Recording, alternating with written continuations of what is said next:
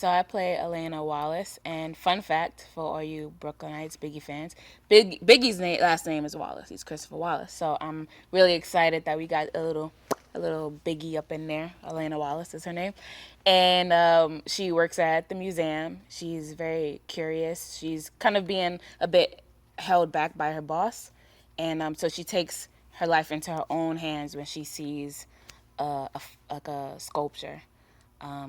It's called a statuette, and she gets curious about it, and because she's curious, she starts investigating it, and then that kind of opens a whole new world, which then brings Noah into her life and the Autobots, and that's kind of how she starts. The bots have their different heights. We must respect that they are different heights. So Prime might be up here, and Bumblebee's not that tall, and then Ares is flying, and then these all these different things that you have to think about. So the imagination part wasn't the hard part. It was kind of getting eye lines right for camera. That was the harder part, because I come from theater, and when you're doing monologues, a lot of times you're just talking to yourself. I have a one-woman show where I play 20 different characters, and so I'm on the stage by myself. So I'm kind of used to acting towards nothing. So I think it was more so for the camera and what the camera needs.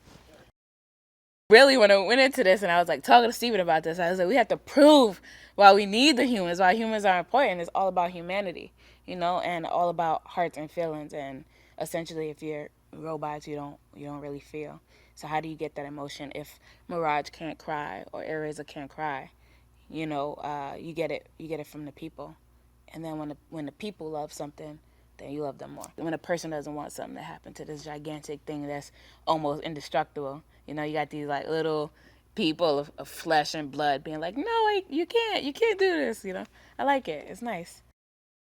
With Noah and Elena, they don't know each other at all, so they're really going based off of like faith, right? They meet under like super weird circumstances, but then they're thrust into this world where they have to run for their lives together, and each one they extend help to the other. And so while we're in the course of like meeting them for the first time, they're meeting each other, but they're building a relationship and they're building help so that they trust one another. And I love that about them.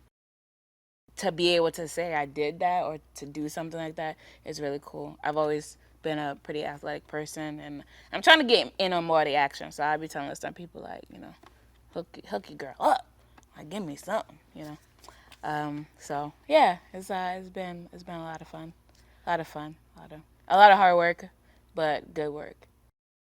I'm really excited to go to Peru. I love I love to travel, and like I said, Anthony and I have been friends from before this, and I think seeing like a bunch of Brooklyn kids kind of live their dreams and travel, and that we get to do this part of it together is really cool. So I'm excited.